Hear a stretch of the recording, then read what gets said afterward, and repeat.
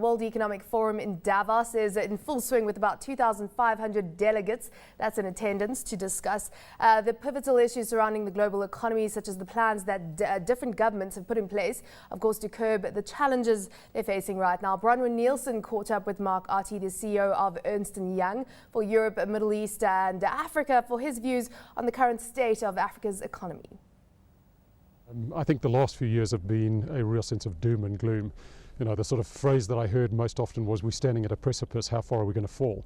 Certainly last night and this morning, I sensed a far greater level of optimism. I think there's still uncertainty, but generally a far greater level of optimism. All about resilient dynamism at the moment. How do you view Africa and the African stage? There seems to be a lot of investor excitement about the African story, with those growth rates predicted at being better than elsewhere in the world. Yeah, we're certainly very excited about Africa, and we certainly see that amongst our clients. I think it's a phenomenon that we've started to see over the last 18 months. People are starting to see the opportunity in Africa, seeing greater stability. Obviously, as you say, there's excitement around growth, and that doesn't exist all over the world. So certainly we're seeing a lot of investors showing real interest, but also investing in Africa. There are a couple of concerns around the continent at the moment, and we can't be overly positive. Of course, we've got the North American terrorist situation unfolding that has taken center stage, and Mali has been a big debate point. Is that something you're watching with concern? Is it a no-go area, any of those states at the moment for you? No, I don't think so. I mean, we have business activities in many of those countries. We continue to operate there.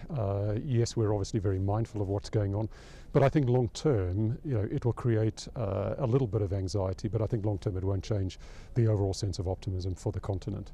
Another key theme is labour and labour tensions, and I've highlighted with a number of business leaders across the board, and certainly with the South African politicians, including President Zuma, the fact that we rank so lowly when it comes to labour tensions in South Africa, at 144 out of 104 countries surveyed in that World Economic Forum Competitiveness Report 2012-2013.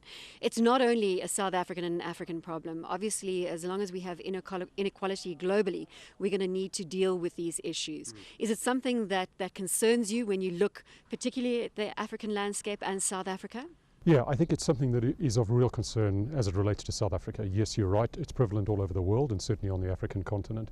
But particularly in South Africa, it's something that we are anxious about. It's something that is concerning a lot of our clients. And we are starting to see that is having an impact on investment. People are thinking more carefully about investing in South Africa, and that's one of the factors that they're taking into consideration. So certainly we would be arguing for a real focus of attention on this, and making sure that we do have more stability and you know, a greater degree of consensus amongst the various stakeholders around how we're going to resolve some of these issues.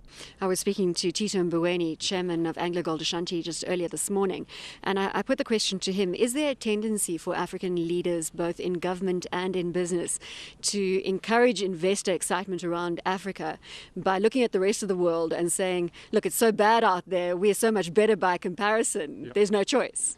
Yeah, I think that there is an element of that, and why wouldn't they? You know, we live in a competitive world. We've all got to talk up our positives and try and hide the negatives. But what we need to recognise is, you know, we started this discussion around a greater sense of optimism at Davos. That is going to create opportunities in other countries.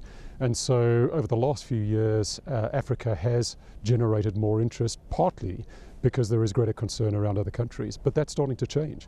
So I think that we need to be having a much more rigorous conversation about fundamentals rather than just sentiment.